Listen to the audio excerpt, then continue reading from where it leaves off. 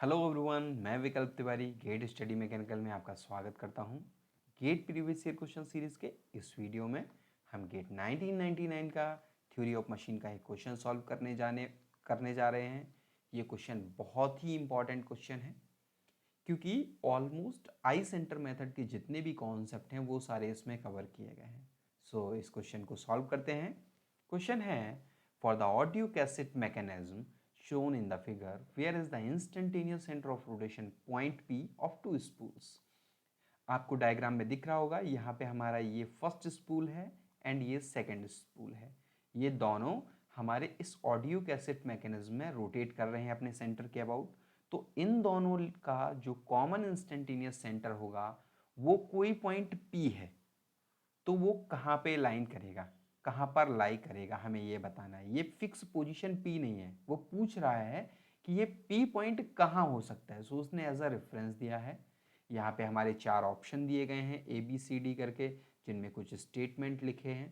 Question देखने में theoretical लग रहा है, बट ये बिल्कुल भी थ्योरेटिकल क्वेश्चन नहीं है, बहुत कॉन्सेप्चुअल क्वेश्चन है। सो समझते हैं इसके फंडे को, कि इसमें कौन सा फंडा यूज किया गया है। स्टार्ट करते हैं सॉल्यूशन को। नाउ सी, क्वेश्चन में जैसा कि बोला गया है, where is the instantaneous center of rotation point P of two spools. तो हमें इंस्टेंटेनियस सेंटर किसका लोकेट करना है? हमें इंस्टेंटेनियस सेंटर लोकेट करना है इस स्पूल फर्स्ट और इस स्पूल सेकंड का कॉमन इंस्टेंटेनियस सेंटर। तो इनका कॉमन इंस्टेंटेनियस सेंटर क्या हो जाएगा?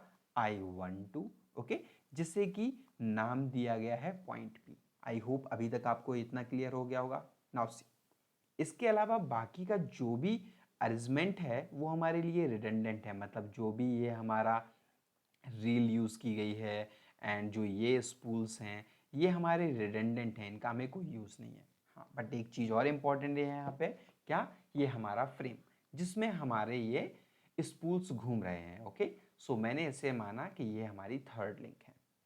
डन। बट अब बात ये आती है, सर इस क्वेश्चन में डेटा तो कुछ भी गिवन नहीं है, तो हम कैसे लोकेशन फाइंड आउट करेंगे पॉइंट P की? सो इसे समझते हैं। या ये ऑब्वियस है, जिन लोगों ने ऑडियो कैसेट मैकेनिज्म नहीं देखी होगी, मतलब जो पहले के ज़माने में हमारे समय में जो ऑडियो कैसेट आती थी, जिसने वो ऑडियो कैसेट नहीं देखी होगी वो हो सकता है इस क्वेश्चन में थोड़ा सा कंफ्यूज हो जाए। बट मैं यहाँ पे फिर से एक्सप्लेन करना चाहूँगा कि एक्चुअली इन कैसेट में होता क्या था।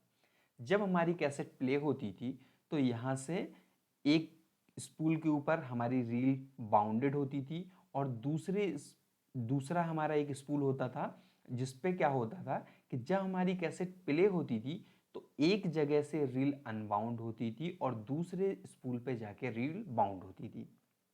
एक कंडीशन ऐसी आएगी कि जब यहाँ पे हमारी रील खत्म हो चुकी होगी तो हम क्या करते थे, हम कैसेट को रिवर्स कर देते थे, उल्टा करके लगा देते थे। तो अब क्या होता था, अब रील हमारी यहाँ से अनबाउंड होना शुरू होती थी और इस पोजीशन पे बाउंड होना शुरू होती थी। आई होप इतना सबको आइडिया होगा। जिन्हें नहीं आइडिया होगा उन्हें भी अब थोड़ा थोड़ा आइडिया लग गया होगा।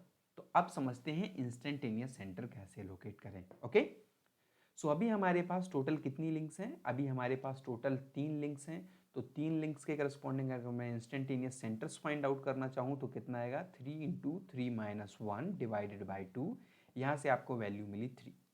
मतलब इस पूरी मैकेनिज्म में हमारे पास 3 इंस्टेंटेनियस सेंटर होंगे। वो कौन कौन से इंस्टेंटेनियस सेंटर होंगे? 1 और 2 के बीच में, 1 और 3 के बीच में एंड 2 और 3 के बीच में। ओके, अब हमें लोकेट क्या करना है? हमें लोकेट करना है I12, जो कि हमारे 1 और 2 स्पूल्स का कॉमन इंस्टेंटेनियस सेंटर पॉइंट है, जिसे P से डिनोट किया गया है। आइए स्टार्ट करते हैं। क्या 1 और 2 को हम डायरेक्टली लोकेट कर सकते हैं? So you will say no. क्यों? क्योंकि 1 और 2 आपस में तो कोई कनेक्शन में है नहीं है। तो इन्हें लोकेट करने के लिए डेफिनेटली हमें कहीं ना कहीं केनेडी थ्योरम का यूज़ करना पड़ेगा, जो कि ऑलरेडी हम इंस्टेंटेनियस सेंटर कॉन्सेप्ट में डिस्कस कर चुके हैं। जो लोग भी इंस्टेंटेनियस सेंटर मेथड में कोई भी लैग हो या कॉन्सेप्ट में कोई भी क्लैरिटी ना हो, वो गेट स्टडी मैकेनिकल पे जाके वीडियो देख सकते हैं।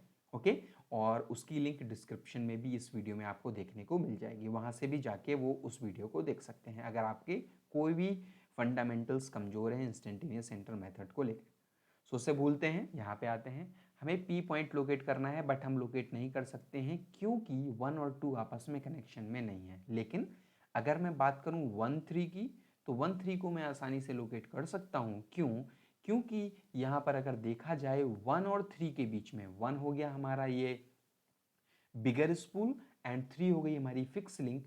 तो ये जो बिगर स्पूल है वो फिक्स लिंक पे इस पॉइंट के अबाउट रोटेट कर रहा है, इसीलिए मैं यहाँ पे कुछ ऐसे बोल सकता हूँ कि ये जो पॉइंट होगा वो पॉइंट हो जाएगा हमारा I13। आई होप ये आपको क्लियर होगा। इन सेम वे तो हमने ये लोकेट कर दिया है। अगर मैं बात करूँ इन सेम वे मैं लोकेट करना चाहूँ I23 को, तो भी मैं लोकेट कर सकता हूँ। क्यों? क्योंकि जो हमारा स्पूल 2 है वो हमारी फ्रेम 3 पे इस पॉइंट के अबाउट रिवॉल्व कर रहा है, टर्निंग पेयर बना रहा है। तो जब भी टर्निंग पेयर कोई दो लिंक बनाती हैं तो उनके पॉइंट ऑफ रोटेशन पे ही, पॉइंट ऑफ कनेक्शन पे ही हमारा इंस्टेंटेनियस सेंटर देखने को मिलता है। तो ये हो गया I23। ओके ना, अब बात आती है कि I13 कहाँ पे अलाई करेगा। I12 कहाँ पे अलाई करेगा। 1 और 2 दो ऐसी लिंक हैं जो आपस में कनेक्शन में नहीं है। दैट मीन्स हमें क्या करना पड़ेगा, इसके लिए हमें कैनेडी थ्योरम का यूज करना पड़ेगा। कैनेडी थ्योरम क्या कहती है? कैनेडी थ्योरम कहती है कि अगर कोई भी तीन लिंक्स आपस में रिलेटिव मोशन में हैं तो उनके जो भी कॉमन इंस्टेंटेनियस सेंटर होंगे वो तीनों के तीनों एक स्ट्रेट लाइन पे लाई करेंगे। ये मस्ट है। किसी मैकेनिज्म में अगर लिंक्स के बीच में रिलेटिव मोशन है तो उनकी कॉमन इंस्टेंटेनियस एक स्ट्रेट लाइन पे लाई करेंगे ही करेंगे। मतलब एक चीज हमें क्लियर हो गई क्या, कि जो हमारा I12 होगा वो कहीं ना कहीं इस लाइन पे लाई करेगा। क्यों? क्योंकि I13 ये है, I12 ये है, इन्हें कनेक्ट करने वाली स्ट्रेट लाइन ये हो गई। दैट मीन्स ये मस्ट है कि I12 इसी लाइन पे लाई करेगा।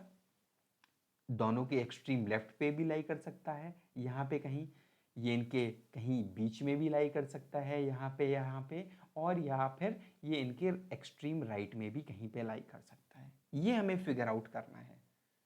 बट कहाँ पे लाई करेगा और किस पोजीशन पे लाई करेगा, मतलब लेफ्ट में, राइट में या बिटवीन में लाई करेगा।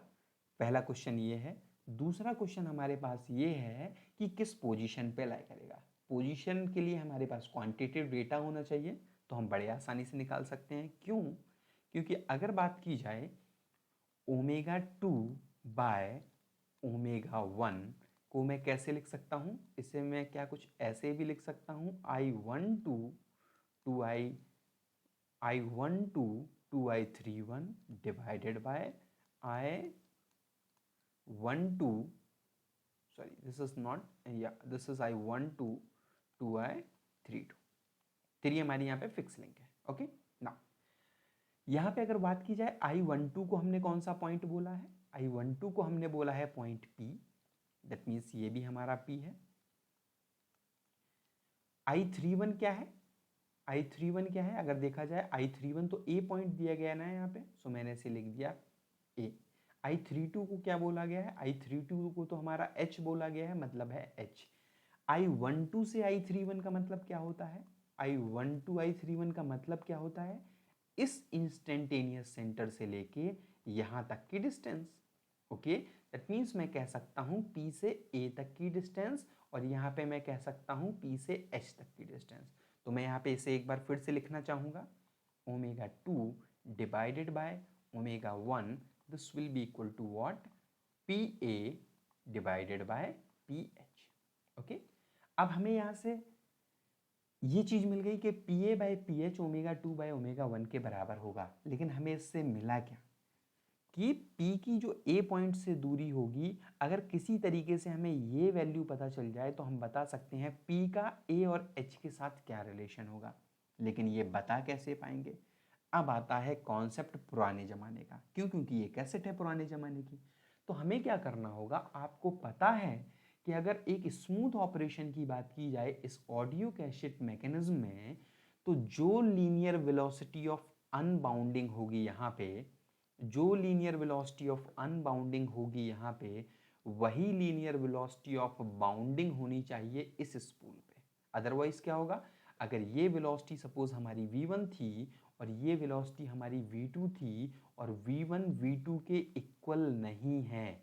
उस कंडीशन में क्या होगा, सपोज अगर v2 ग्रेटर देन हो जाए v1 से तो ये क्या करेगा, पीछे से ज़्यादा सप्लाई मांगेगा, लेकिन ये इनकेपेबल होगा सप्लाई करने के लिए, तो ये टूट जाएगा। दूसरी कंडीशन क्या हो सकती है कि v2 v1 से कम हो जाए, यहाँ पे सप्लाई डिमांड कम हो जाए और ये सप्लाई ज़्यादा करे, तो उस कंडीशन में क्या होगा, यहाँ पे इस तरीके से जंक क्रिएट होने लगेगा। एक्सेस में सप्लाई हो रही है, डिमांड कम हो रही है, तो जंक क्रिएट हो जाएगा, मतलब ये दोनों कंडीशन नहीं होनी चाहिए। सो स्मूथ ऑपरेशन के लिए क्या होता है कि linear velocity of bounding on second spool, this should be equal to linear velocity of unbounding on this spool. Sorry मैंने यहाँ पे गलत कर दिया, ये v1 है हमारा unbounding, so linear velocity of unbounding this should be equal to linear velocity of bounding. अब लीनियर वेलोसिटी है क्या, ये तो रोटेट कर रहा है, सपोज इसकी एंगुलर वेलोसिटी ओमेगा 1 थी और ये रेडियस कितनी है 20r, तो क्या मैं इसे ऐसे लिख सकता हूँ v1 इक्वल टू v2 को क्या मैं ऐसे लिख सकता हूँ, रेडियस है 20r into omega 1, this will be equal to 10r into omega 2। I hope मैं लिख सकता हूँ v equal to r omega वाले रिलेशन से, आर कैंसिल आउट हो जाएगा, sorry this will be 10r। Okay, यहाँ पे आर कैंसिल आउट हो जाएगा, तो ओमेगा 2 बाय ओमेगा 1 की वैल्यू कितनी मिलेगी, ओमेगा 2 बाय ओमेगा 1 हो जाएगा 20/10, दैट मीन्स ये वैल्यू हो जाएगी हमारी 2। तो मतलब मैं यहाँ से क्या लिख सकता हूँ कि PA/PH की जो वैल्यू होगी वो कितनी होगी, 2:1 की होगी। क्या मैं इसे ऐसे भी लिख सकता हूँ यहाँ से, AP equal to 2PH। Okay, so अगर मैं यहाँ से इसे ऐसे लिख सकता हूँ AP इक्वल टू 2PH, तो एक चीज़ तो क्लियर हो गई क्या, कि जो P की A से डिस्टेंस होगी, P की जो A से डिस्टेंस होगी वो ट्वाइस होगी P की H से डिस्टेंस के। मतलब HP छोटा है और AP बड़ा है, मतलब P पॉइंट क्या होगा, हमारे H पॉइंट के पास होगा और साथ में ये रिलेशन भी सेटिस्फाई हो रहा होगा। अब देखते हैं कहाँ कहाँ पे ये रिलेशन सेटिस्फाई होता है। पहली चीज़ तो हमें क्या पता चली, पहली चीज़ हमें ये पता चली कि स्ट्रेट लाइन पे होना चाहिए पॉइंट।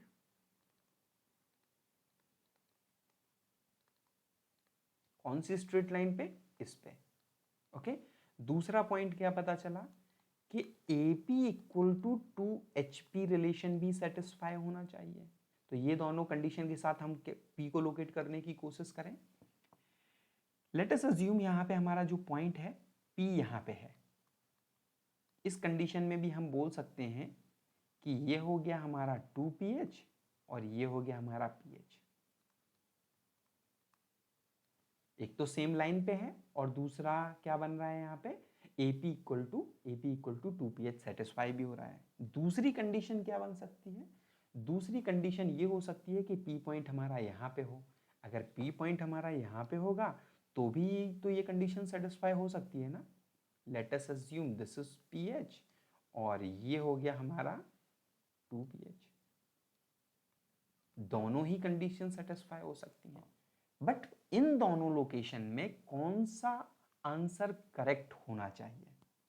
अब जरा एक बार ऑप्शन को भी देख लेते हैं। ऑप्शन क्या दिए हुए थे, P point lies to left of both the spools but at infinite along the line joining A and H।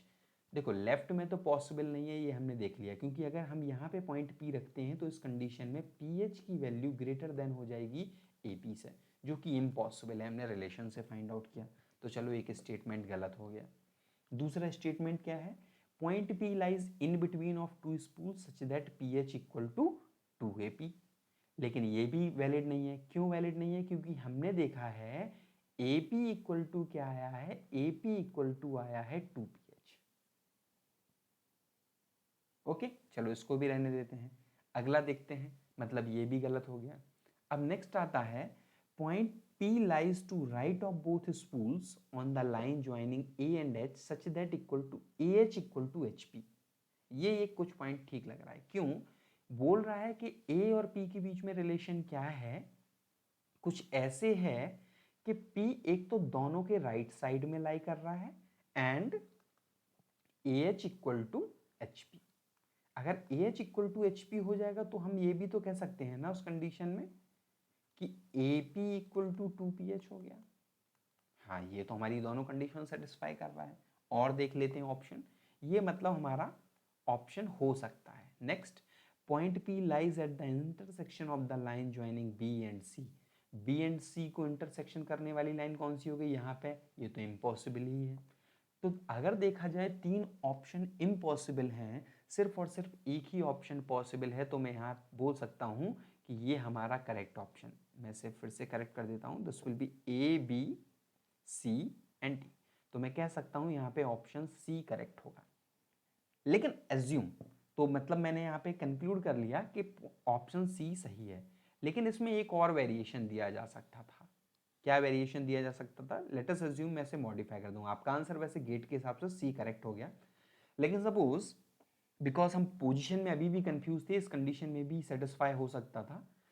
अगर मैं इस ऑप्शन को थोड़ा सा मॉडिफाई कर दूं और इसे कर दूं AP equal to 2pH, AP equal to 2pH, तो ये भी तो हमारा ऑप्शन सेटिस्फाई कर रहा है ना कंडीशन। तो कौन सा ऑप्शन करेक्ट होता? ओके, सो इसके लिए आपको एक और कॉन्सेप्ट समझ में आना चाहिए, उस कंडीशन में भी हमारा यही ऑप्शन करेक्ट होता, ना कि ये वाला। क्यों? सुनो, आपने एक कॉन्सेप्ट पढ़ा होगा क्या कि इस कंडीशन में अगर मैं ऑडियो कैसेट की बात कर रहा हूं, तो ऑडियो कैसेट पे जो दोनों डिस्क के सेंस ऑफ रोटेशन है वो सेम होने चाहिए। ओके, मतलब अगर ये काउंटर क्लॉकवाइज रोटेट कर रहा है तो इसका भी काउंटर क्लॉकवाइज रोटेशन करना जरूरी है।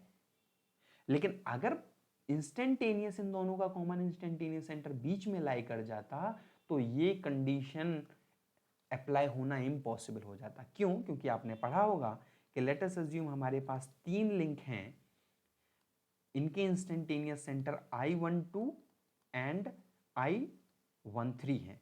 सपोज 1 हमारी फिक्स लिंक है, तो हमने 1 का 2 के रिस्पेक्ट में लोकेट किया, 1 का 3 के रिस्पेक्ट में लोकेट किया, और 2 का हमें सेंस ऑफ रोटेशन पता है क्लॉकवाइज, और हमें 3 का सेंस ऑफ रोटेशन बताना है। तो कैसे बताते थे हम बता देते कि 1, 2 और 1, 3 के रिस्पेक्ट में इन दोनों के कॉमन इंस्टेंटेनियस सेंटर की पोजीशन हम देखेंगे।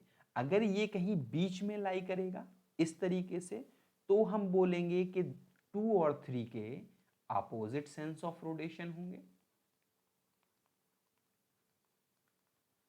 ओके, और अगर कंडीशन कुछ ऐसी हुई कि जो हमारा I23 लाई कर रहा है, वो कैसे लाई कर रहा है? इन दोनों के आइदर साइड में, या तो एक्सट्रीम राइट में या फिर एक्सट्रीम लेफ्ट में लाई कर रहा हो, तो उस कंडीशन में 2 और 3 लिंक के जो सेंस ऑफ रोटेशन होंगे वो सेम होंगे, will have same sense of rotation। Okay, I hope ये आपको कॉन्सेप्ट क्लियर हो गया होगा कि अगर हम ऑप्शन 2 को मॉडिफाई करते फिर भी हमारा ऑप्शन सी ही करेक्ट होता। क्यों? क्योंकि इन दोनों के सेम सेंस ऑफ रोटेशन होने के लिए हमारे इंस्टेंटेनियस सेंटर का इन दोनों के बीच में ना होके आइदर राइट साइड और लेफ्ट साइड होना जरूरी था। लेकिन बिकॉज हम ये तो देख ही चुके हैं लेफ्ट साइड तो होना इम्पॉसिबल है, otherwise AP equal to 2pH condition satisfy नहीं होगी। इसीलिए एक ही कंडीशन बचती कि राइट में हो such that AP equal to 2pH। I hope आपके जितने भी डाउट होंगे वो सारे क्लियर हो गए होंगे। हो सकता है फ्यूचर में कुछ इसी तरीके से क्वेश्चन मॉडिफाई करके दे दिया जाए। ओके, सो आई होप कि आप अब उस क्वेश्चन को सॉल्व करेंगे एंड ये जो वीडियो है वो आपको पसंद आया होगा। आपके जितने भी डाउट्स हैं वो आई होप क्लियर हो चुके होंगे। सो किसी भी तरीके के डाउट के लिए आप कमेंट बॉक्स में अपना कमेंट पोस्ट कर सकते हैं। Keep learning with the GATE study mechanical and subscribe this channel. Thank you very much.